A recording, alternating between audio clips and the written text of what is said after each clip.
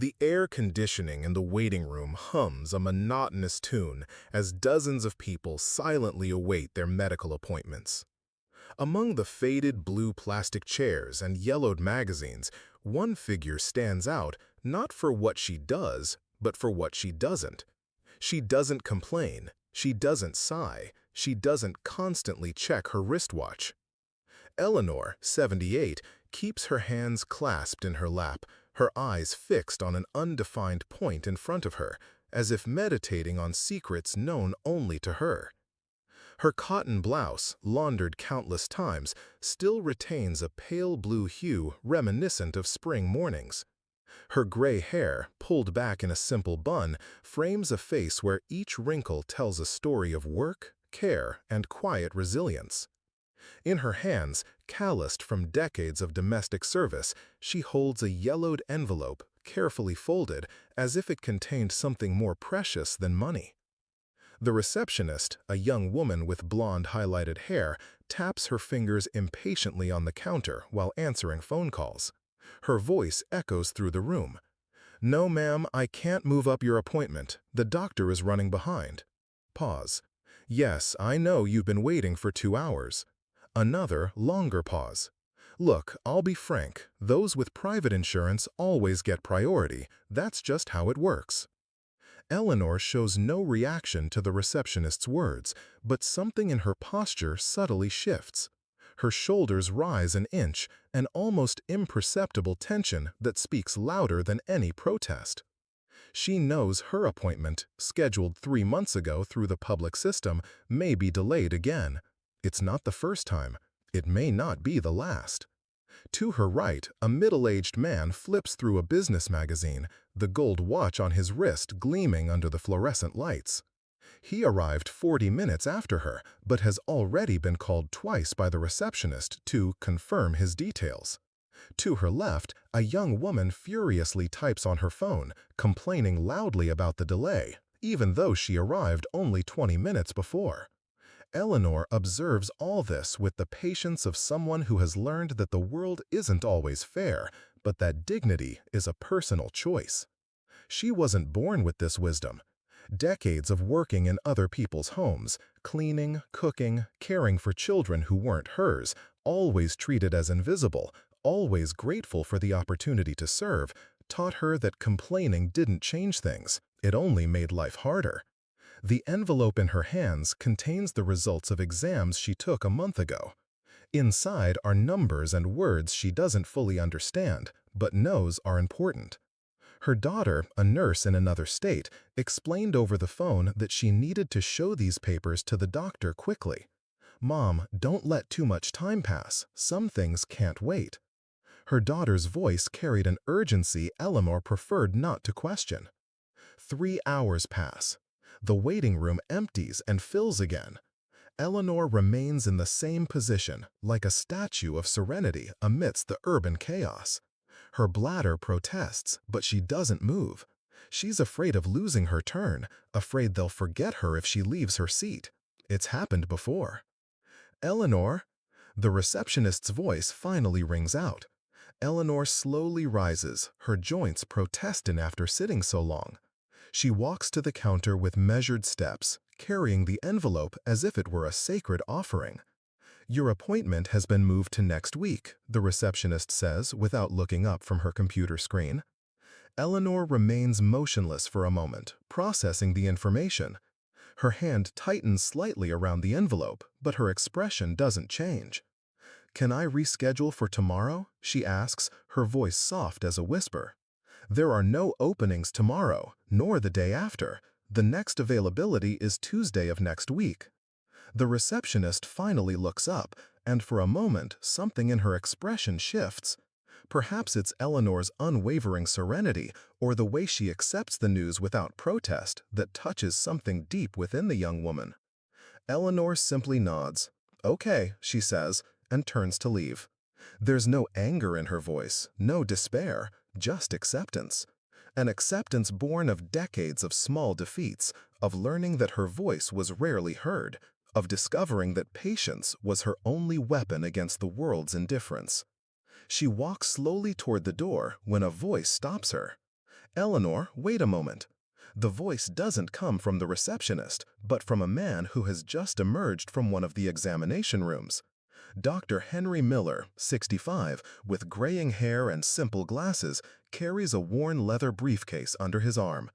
He's not the doctor Eleanor expected to see, but something in his posture indicates authority and, more importantly, humanity. Dr. Miller had observed the whole scene from the hallway. He saw Eleanor wait in silence, saw how she was treated, saw the resignation in her eyes when she received the news of the postponement. He himself had once been young and ambitious, concerned only with his career and his private patients. But the years had taught him that medicine isn't just about diagnoses and treatments, it's about human dignity. "May I see your test results?" he asks, approaching Eleanor. His voice is deep but kind, carrying an authority that doesn't need to be imposed. Eleanor hesitates, looking at the envelope in her hands. "You're not my doctor," she murmurs, confused.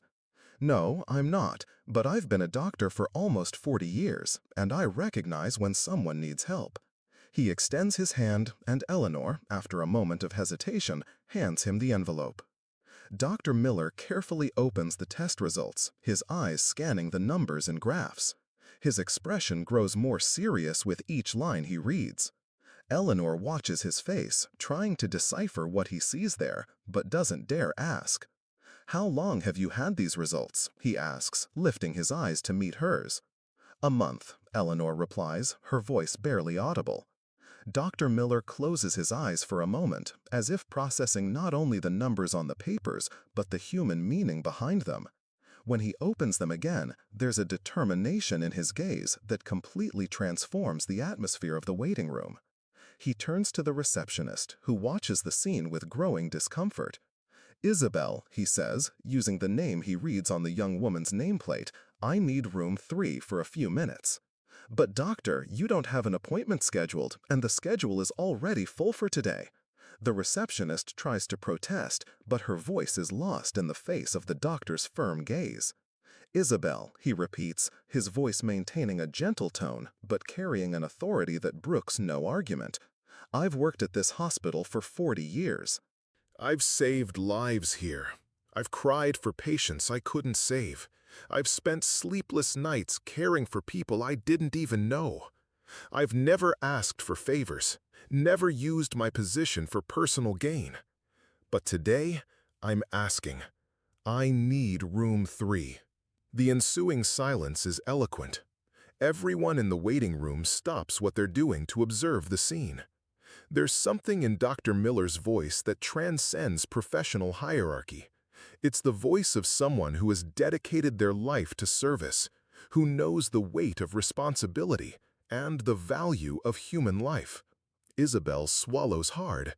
Her hands tremble slightly as she grabs the room key. "Of course, doctor. The room is at your disposal." Dr. Miller turns to Eleanor, who watches everything with wide eyes, as if witnessing a miracle. "Eleanor, please, come with me. Let's talk about your tests." As she walks beside the doctor down the hallway, Eleanor feels something she hasn't felt in a long time.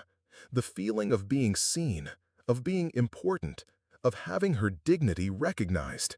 It's not Dr. Miller's words that cause this transformation, but the way he treats her, with the same respect he would give any other patient, regardless of their social status or type of health insurance.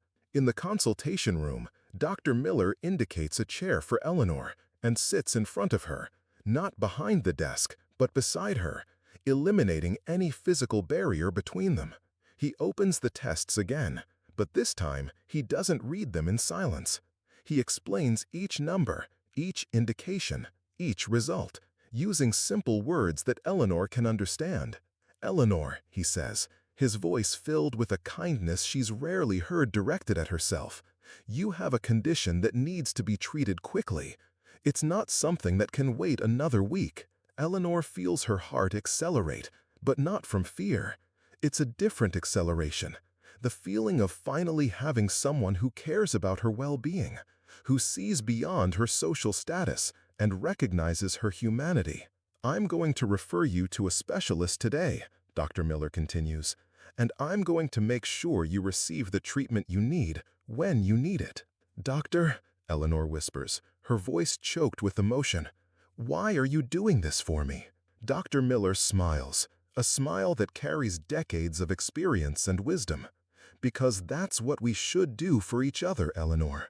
Because medicine isn't just about curing diseases, it's about caring for people.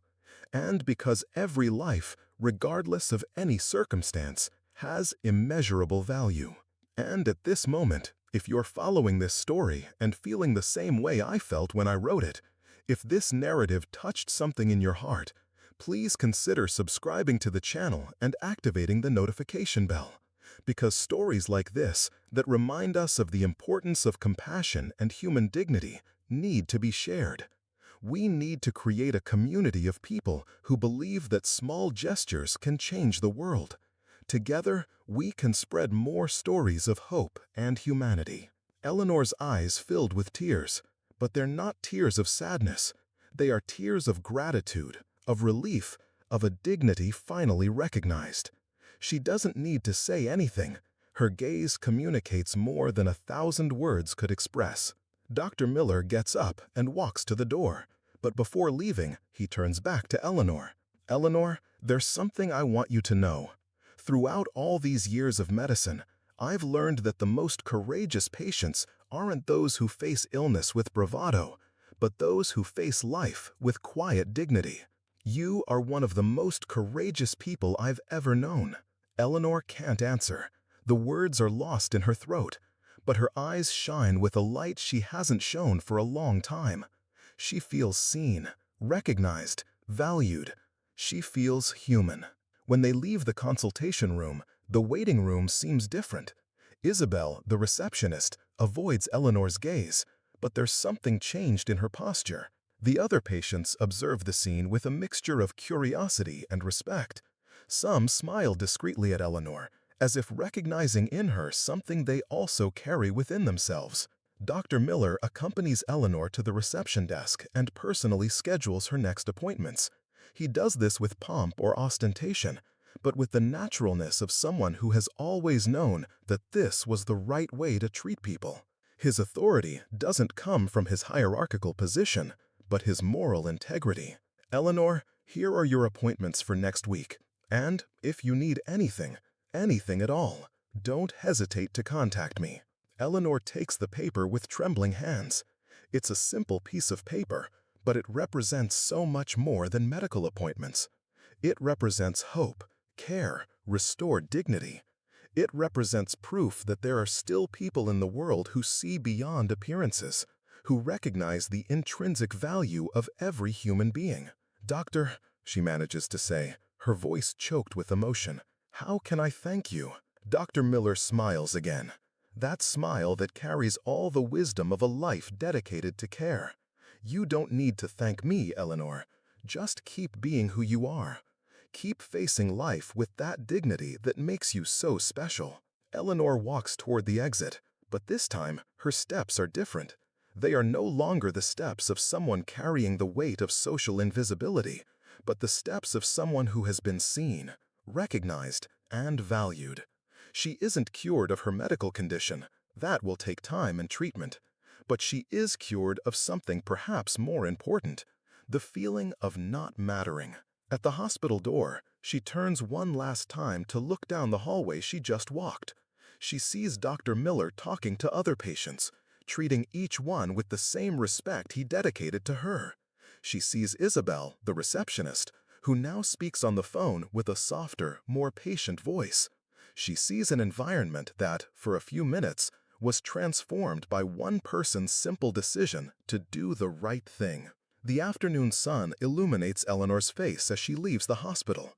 Her hands still hold the paper with the appointments, but they also carry something more. The certainty that her dignity has been recognized, that her life has value, that there are people in the world willing to fight for what is just and right. She walks slowly down the sidewalk, observing the people hurrying past, each carrying their own struggles, their own fears, their own hopes. She thinks of her daughter, who will call tonight to find out how the appointment went. She thinks about the words she'll use to tell her not only about the tests and treatment, but about the experience of being treated with dignity. "Mom," her daughter will say, "how was the doctor?" And Eleanor will reply, "It was good, my daughter." I met a doctor who reminded me that there are still good people in the world. Later, at home, Eleanor will put the paper with the appointments in a special drawer, along with other important things, family photographs, letters from her daughter, birth certificates. But she will also keep, in an even more special place, in her heart, the memory of how she felt when Dr. Miller treated her not as a public system patient, not as an invisible person, but as a human being worthy of care and respect. At the hospital, Dr. Miller continues his routine, but carries with him the satisfaction of having made a difference in someone's life. It wasn't a complex surgery or a brilliant diagnosis that fulfilled him that day, but a simple act of humanity. He knows that Eleanor will return next week, that she will receive the treatment she needs, that her medical condition will be properly cared for. But more important than that, he knows that he returned to an elderly woman something the system had taken from her, her dignity. Isabel, the receptionist, closes her computer at the end of the day with a different feeling. She saw how a simple attitude can transform not only one person's life, but the entire environment. She decides that from that day on, she will treat all patients with more care, more respect, more humanity. Not because someone forced her, but because she understood that her job is not just to schedule appointments, but to be part of the caring experience that each person deserves to receive. The other patients who witness the scene carry with them a silent lesson, that human dignity is non-negotiable, that every person deserves to be treated with respect, that small actions can have great impacts. Some of them, in their own lives, will begin to treat others with more consideration, perpetuating the cycle of kindness that Dr. Miller initiated. This is the magic of simple gestures. They not only benefit those who receive them, but also transform those who offer them and those who witness them. They create waves of humanity that spread silently, touching lives in ways we may never fully know. Eleanor sleeps that night with a smile on her lips, not because her health problems were magically solved, but because she was reminded that her life has value, that she deserves care, that she is not alone in this world. She dreams of her daughter, of happy moments from the past, of the hope of a future where she will be treated with the dignity she has always deserved. Dr. Miller, at his home, reflects on the day while having dinner with his family. He tells his wife about Eleanor, about how a simple gesture of recognition can transform a life. His wife smiles. She knows her husband well, knows that he has always been like this, someone who sees beyond appearances, who recognizes the humanity in each person. "You made a difference today," she says, touching his hand. "We can all make a difference," he replies, "every day, in small and large ways. Just choose to see the other person as a human being worthy of care." And so, a story that began with a silent injustice transforms into a lesson of hope. It didn't take great heroic gestures, inflammatory speeches, or dramatic confrontations. It only took one person deciding to do the right thing, to treat another person with dignity, to recognize the humanity that exists in each of us. This is the true beauty of life. It is not transformed by great events, but by small moments of kindness, by simple gestures of recognition, by attitudes that affirm that each life has value. Eleanor will not become famous for her experience. Dr. Miller will not receive awards for his attitude, but both will carry with them the certainty that they participated in something bigger than themselves. Ultimately, perhaps this is what defines our humanity, not our capacity for great deeds, but our willingness to acknowledge each other's dignity, to care for one another, to remember that, regardless of our differences, we all deserve to be treated with respect and consideration. Eleanor and Dr. Miller's story isn't unique. It happens every day, in different places, with different people, but always with the same foundation: the choice to see the other as a human being worthy of care. And each time someone makes that choice, the world becomes a little better, a little more humane, a little more full of hope. Because in the end, it's not the grand gestures that change the world, but the small moments of kindness we choose to offer one another. And that is something we can all do every day in our own lives.